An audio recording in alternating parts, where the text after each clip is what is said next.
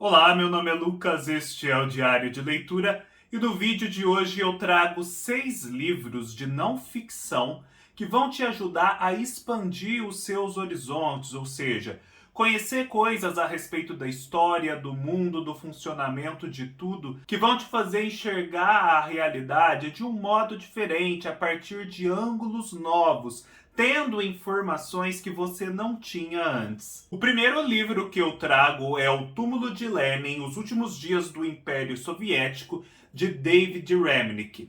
Em tempos como os de hoje, em que há essa guerra tão sangrenta entre a Rússia e a Ucrânia, este livro aqui, mais do que nunca, é super necessário. Essa aqui é uma narrativa ambiciosa a respeito do colapso da União Soviética, que cobre os anos de 1985 a 1991, período no qual o David Remnick esteve em Moscou como correspondente do jornal Washington Post. Ele andou por toda parte, visitou várias das repúblicas que integravam a União Soviética, muitas das quais nós não conhecemos muito a respeito, e conversou com as pessoas que estavam vivendo aquele momento histórico. E ficou isso numa narrativa assim que te dá uma perspectiva de como foi viver aquele momento, a respeito do qual nós às vezes temos uma visão meio chapada, meio esquemática.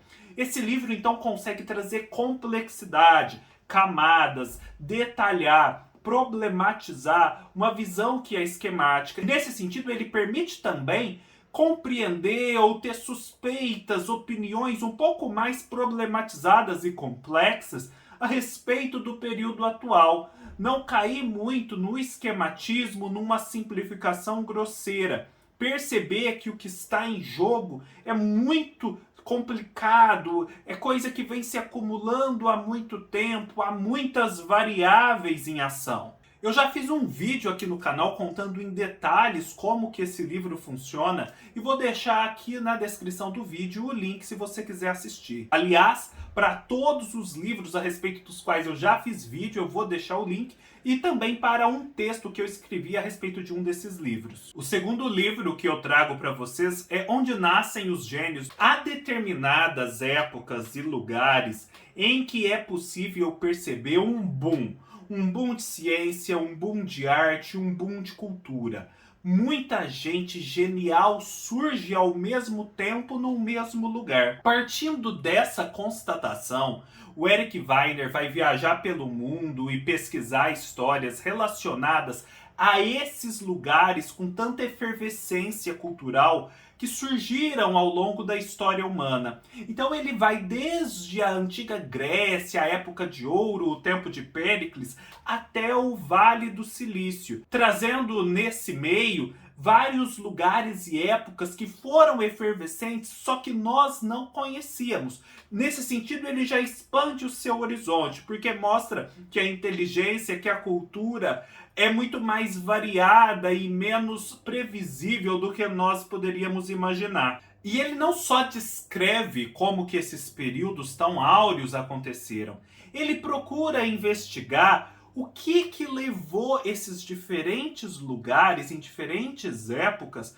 a chegar a essa efervescência. Será que há um elemento comum entre um lugar e outro? Será que é possível reproduzir nas sociedades as condições que possibilitaram essa efervescência? Será que é possível reproduzir na vida individual essas condições e se tornar assim alguém genial? Então esse livro, de uma forma muito detalhada e ao mesmo tempo numa leitura muito fluida, muito divertida, vai te levar a conhecer essas condições. O terceiro livro que eu trago e que é muito fundamental, ainda mais em tempos de eleição como os nossos, é A Carta para Entender a Constituição Brasileira. Um dos primeiros livros publicados pela editora Todavia. Para mim, o grande trunfo desse livro, e falando como alguém que é formado e trabalha com o direito, é que ele é um livro de direito sobre a Constituição para leigos. E não assim algo esquemático e introdutório. É uma discussão de alto nível, mas ao mesmo tempo voltada e acessível para leigos. Porque afinal de contas, A Constituição brasileira rege a vida de todos nós. Nós somos muito afetados no nosso dia a dia sem sabermos por essa Constituição. Às vezes discutimos a respeito de problemas que passam necessariamente pela Constituição sem levar em conta essa variável. Então esse livro vai fazer o quê? Ele não vai explicar o direito constitucional. Ele vai pegar a Constituição brasileira, o que ela lá em 1988 propôs como projeto para o Brasil, nas mais diferentes áreas, no trabalho, na economia, na educação, na saúde, na assistência social, na previdência, e vai ver o que foi o resultado até hoje. O que foi efetivamente implementado, como foi implementado, o que deu certo e o que não deu. E essa análise é muito surpreendente, porque a gente passa, na verdade, a ver que certas coisas não deram certo, como nós já prevíamos, só que outras deram muito certo e não se comenta a respeito disso. Por exemplo, esse livro traz uma visão nova sobre as emendas constitucionais. A gente sabe que a Constituição já foi emendada mais de 100 vezes e parece então que ela é um documento altamente instável e que o país é uma bagunça. O texto que está aqui demonstra que essas mudanças, na verdade, foram o instrumento que permitiram a estabilidade do país. Na verdade, o núcleo duro da Constituição foi mantido, o que há de essencial. Essas mudanças foram feitas sobre coisas que realmente precisavam mudar e chegou-se assim a um equilíbrio em que o essencial é mantido sem mudar tudo toda hora e o que é preciso ser mudado é mudado sem maiores traumas. Outra coisa, a assistência social. Eles mostram aqui como o Brasil, em determinados aspectos, conseguiu assim promover grandes mudanças, mudanças inesperadas e aceleradas na redução da pobreza, na redução das desigualdades sociais. Óbvio, ainda temos um monte de problema, mas certas metas que foram propostas, o Brasil atingiu e atingiu antes até do que a ONU, por exemplo, previa. Então, é um livro assim que te torna mais consciente do que realmente está em jogo quando se faz o debate público, de por onde essas discussões devem passar, que é a Constituição, e assim você fica mais inteligente, mais orientado no dia a dia. O quarto livro que eu trago é A Invenção da Natureza, a Vida e as Descobertas de Alexander von Humboldt, da Andrea Wolff. Esse é um livro delicioso, porque ele vai fazer uma grande conexão.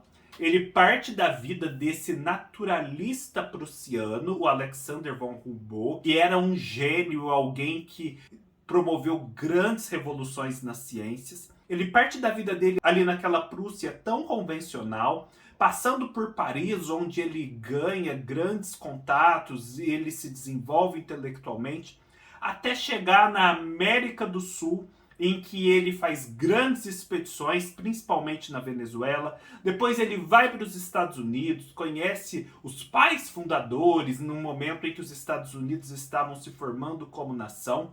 Depois ele volta para a Europa, vai para a Rússia dos czares, faz grandes descobertas, inclusive de diamantes na Sibéria.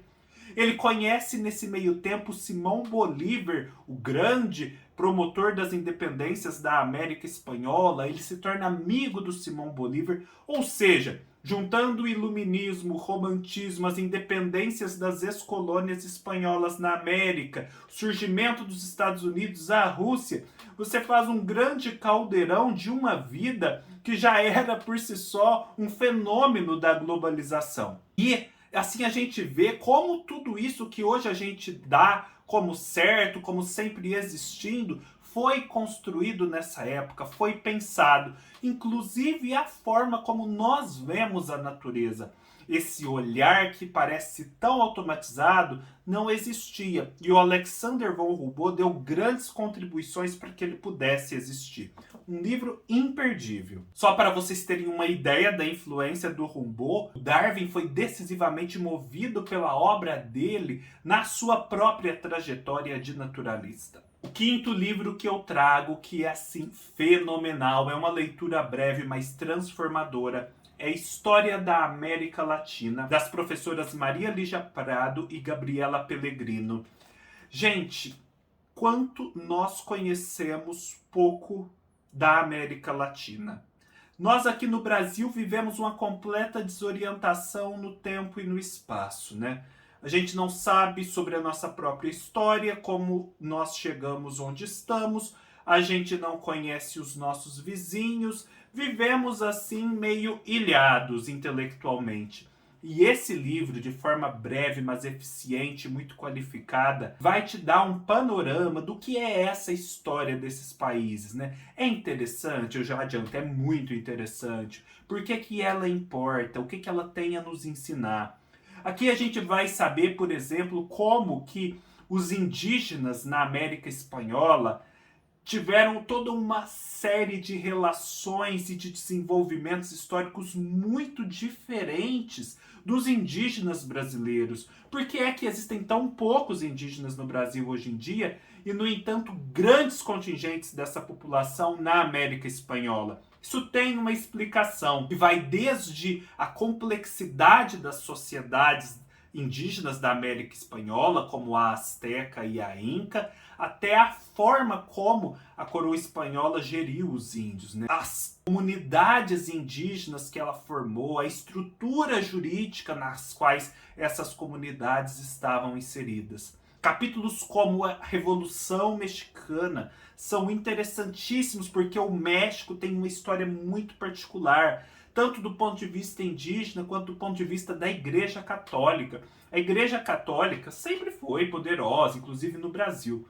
Mas no México ela tinha uma proeminência difícil de se comparar em qualquer outro lugar.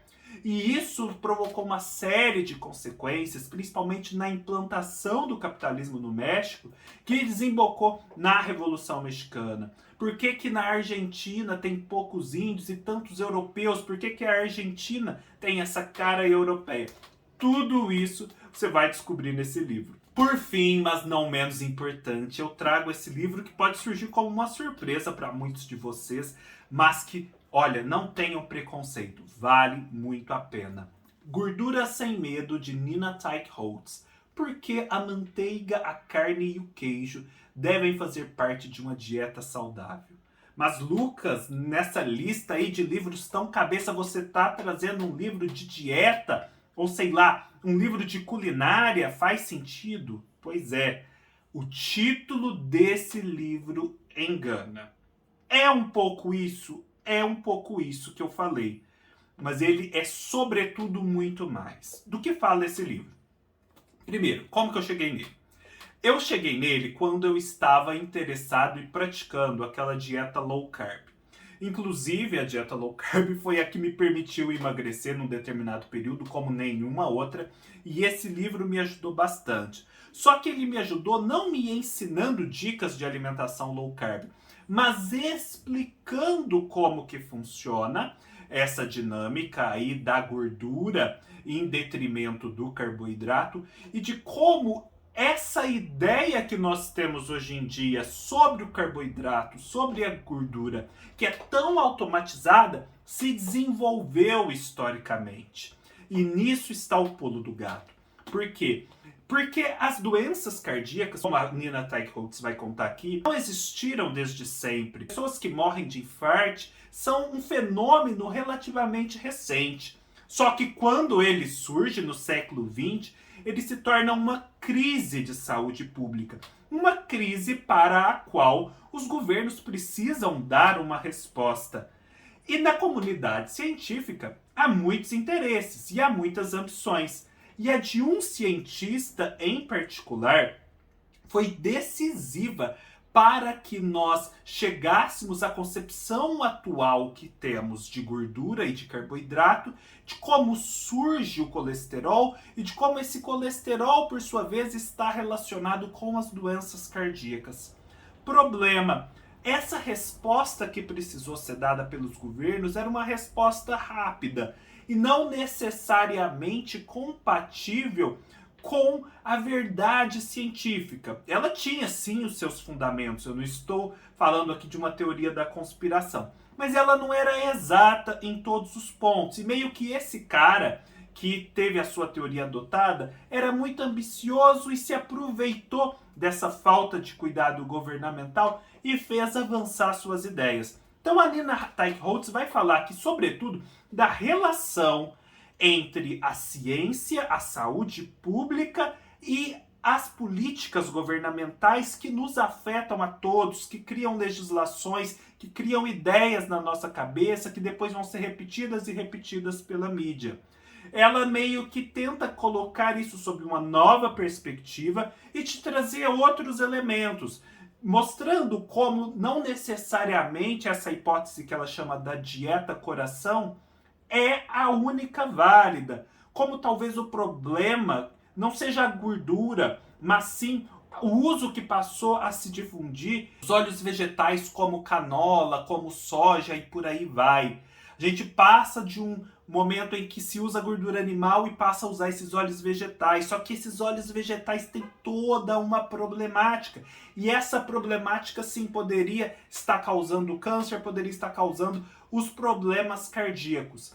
Enfim, é um livro fenomenal, definitivamente não é um livro conspiracionista, é super bem fundamentado, é um livro científico, de investigação científica mesmo, óbvio.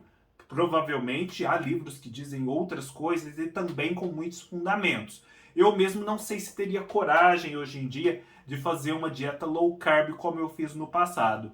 Mas é muito válido porque te ajuda a perceber como que funcionam essas coisas, como que funciona a divulgação de ideias que parece que existiram desde sempre, mas não, elas surgiram em algum momento e esse surgimento pode ser problemático. É isso, espero que tenham gostado. Se gostaram, deem um like, deixem seus comentários, se inscrevam no canal e até mais.